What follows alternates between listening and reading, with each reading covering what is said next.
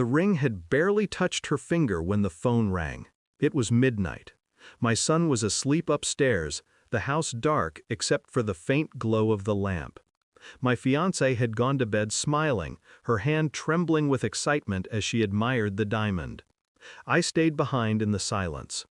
The call came from a number I'd erased 5 years ago, a number that should have burned to ash with her.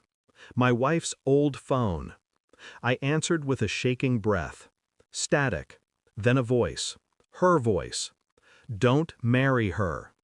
The air left my lungs. I gripped the phone so tightly my knuckles popped. Leave the town, she whispered. Take our son, please. And then the line went dead. The silence that followed was worse than the words. Because my wife had been dead for 5 years. Or at least, that's what I had believed. Grief is a cruel teacher. I had buried her twice, once in the flames and once in the memories. I had accepted her absence, raised our son alone, and stitched together some fractured idea of a future. But that voice, it was her. I knew it. Not similar, not close. Her. The next morning, I looked at my fiancée differently. She was radiant, humming in the kitchen, sliding toast onto plates as if nothing had shifted in the world. She wore my ring proudly, and yet, when her eyes met mine, I felt something sharp. She looked away too quickly. That was when I realized this wasn't just a haunting. This was a warning. Had I been living inside a lie for 5 years? If my wife was alive, then the fire had been something else. And if she was dead, then who was speaking through her phone? My fiancée touched my hand across the table. You're quiet, she said softly. I smiled. I kissed her fingers. I played the role of the man she believed me to be. Inside, I was already dismantling everything. I started with the number. It was registered under no name. Disposable.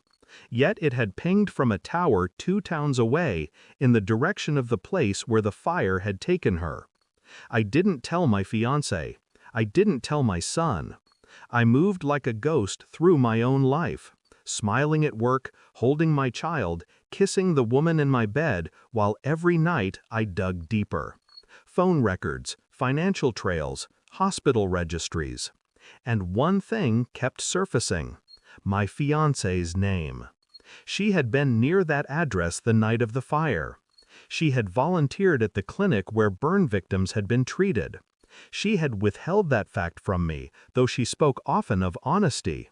And my son, the thought cut like glass. I ordered the test in silence, dropping the swab into an envelope. My hand shook as I sealed it. 2 weeks. That's how long it took. 2 weeks of lying next to her, hearing her whisper promises of forever, while I waited for the truth to crawl out of the shadows. The envelope was thin, almost weightless, but when I opened it, my entire life collapsed. Probability of paternity, 0.0%. My son, my boy, not mine. I sat in the kitchen, the paper flat against the table, my breathing steady. My fiancée walked in, humming, wearing the ring. She froze when she saw the document. Her lips parted. Color drained from her face. You knew? She whispered. I didn't answer. I only looked at her, calm, steady, like a man staring into the ocean while the waves swallowed his house. Tears came fast, excuses faster. It was before us. It was complicated. I didn't mean. I slid the paper toward her, the silence louder than her sobs. She crumbled. I did not. I picked up my phone, dialed back the number that had called me, the ghost of my wife. The line connected. My fiancée's phone lit up in her pocket. Her breath caught. Her eyes widened in horror. You sent the message, I said flatly. She broke, dropping to her knees, grabbing at my hands. I was scared. I didn't want him to grow up without you. I pulled away. You let me believe my wife was dead. You let me raise a son who wasn't mine. You built a future on ashes, then smiled while I bled. Her sobs filled the room. I left her there. I didn't pack much, just a bag, my wallet, and the paper that proved the truth. My son slept as I kissed his forehead one last time. He wasn't mine, but he had been my whole life. That, too, was ashes now. I walked out of the house without noise. Outside, the night was cold, sharp, and clean. For the first time in years, so was I. There was no grief left, no anger, only clarity. She had played her game, I had uncovered it, and I had taken back what she could never touch again, my silence.